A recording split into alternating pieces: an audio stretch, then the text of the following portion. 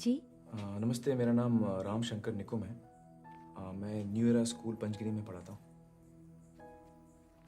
आइए। ये उसकी थर्ड स्टैंडर्ड की बुक्स हैं। जी।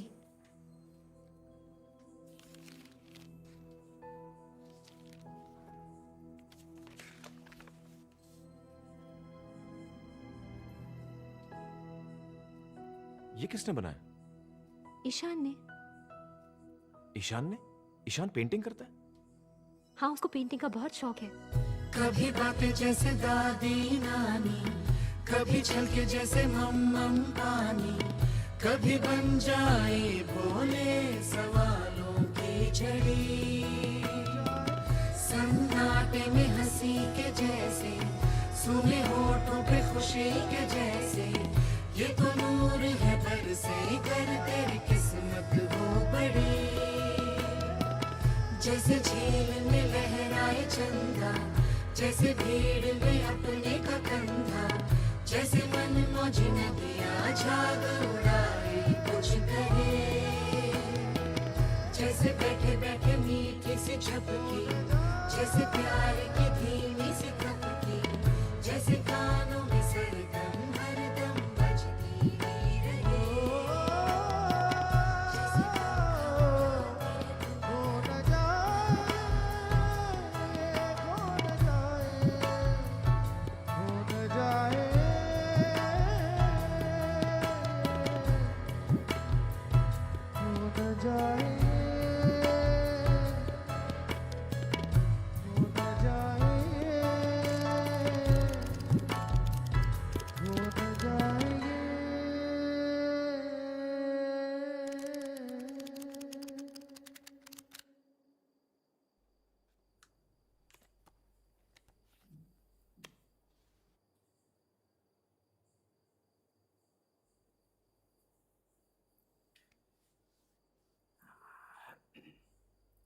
हाँ, पानी मिलेगा प्लीज?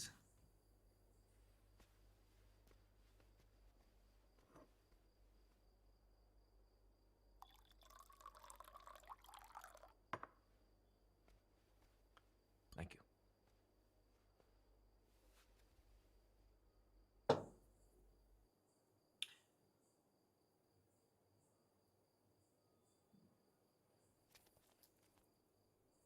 क्यों भेज दिया उसको?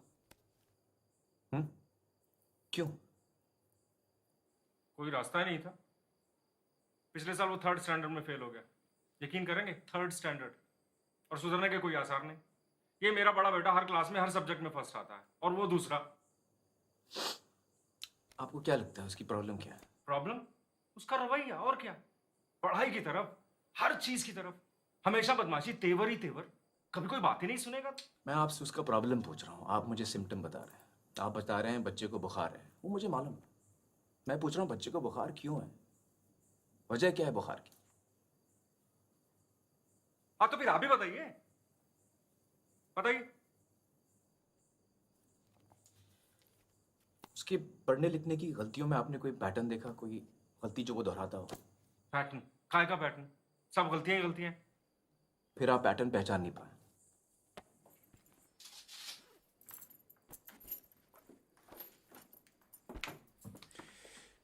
ये देखिए, ये बी की जगह डी तो डी की जगह बी। एक जैसे दिखने वाले अक्षरों के बीच में कंफ्यूजन। और ये एस और आर उल्टा लिखा है, बल्कि कई सारे अक्षर उल्टे लिखे हैं। ये देखिए, ये छोटा एच, छोटा टी, देखा? Mirror imaging. Animal, animal, animal, एक ही पेज पे 3 अलग अलग स्पेलिंग। इसका मतलब कोई एक गलत स्पेलिंग उसे याद है, ऐसा नहीं।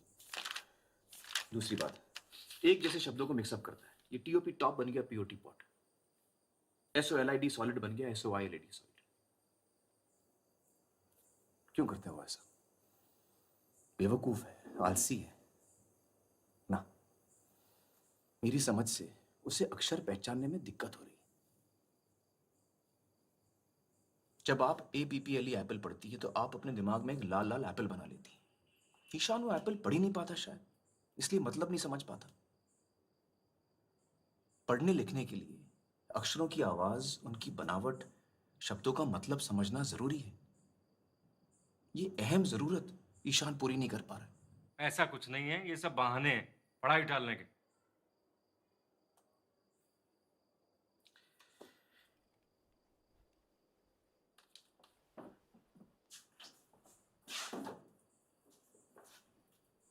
जरा ये पढ़िए मिस्टर अवस्थी। ये कैसे पढ़ सकता हूँ मैं? ये तो चाइनीज में है। अरे कोशिश तो कीजिए, चलिए ध्यान दीजिए। क्या बेकार की बात कर रहे हैं, मैं कैसे पढ़ सकता हूँ देखिए, इसको? अभी आप बदतमीजी कर रहे हैं, आपका रवैया ठीक नहीं है, ये आप शैतानी कर रहे हैं।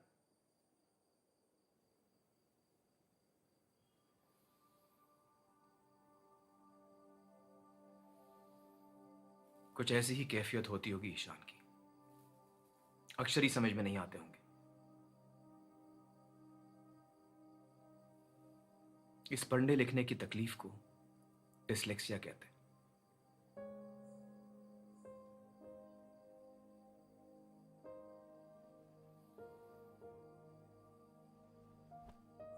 कभी कभी बच्चे को डिसलेक्सिया के साथ साथ और भी तकलीफें हो सकती हैं, जैसे कि मल्टीपल इंस्ट्रक्शन समझने में दिक्कत, turn to page 65, chapter 9, para 4, line 2, confusion, या फिर poor fine and gross motor skills.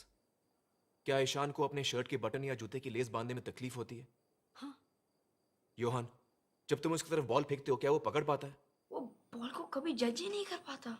क्योंकि वो साइज, डिस्टेंस और स्पीड, इन तीनों को एक साथ समझ ही नहीं पाता। कितनी बड़ी बॉल कितनी दूर से कितनी तेज आ रही है, जब तक वो जान ले गाड़ी छूट जाती है।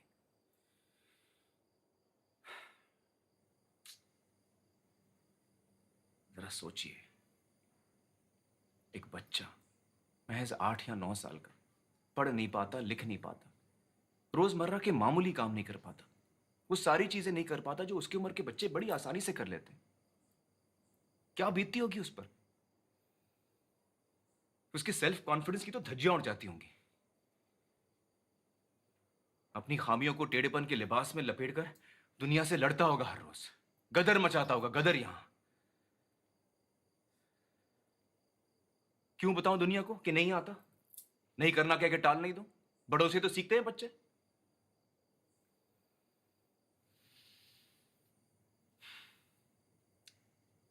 अब तो ये गदर भी कुचल दिया गया है वहां।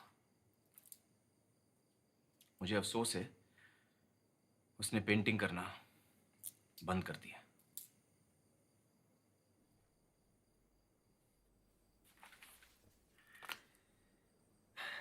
बड़े दुख की बात है।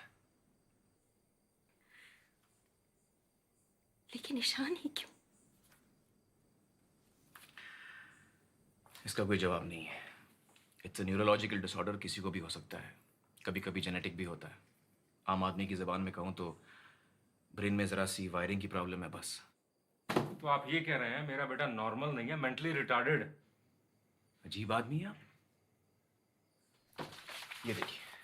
ये देखिए मिस्टर अवस्थी, ये तेज दिमाग हजार ख्याल बुन रहा है रंगों में, आपके और मेरी काबिलियत से कहीं आगे। लेकिन इसका फायदा क्या है? इसमें फायदा क्यों ढूंढ रहे हैं? तो और क्या ढूंढूं? क्या बनेगा बड़ा होकर वो? कैसे बराबरी कर पाएगा इस दुनिया के साथ? क्या सारी उम्र में उसे घर पे बैठ के खिलाता रहूंगा?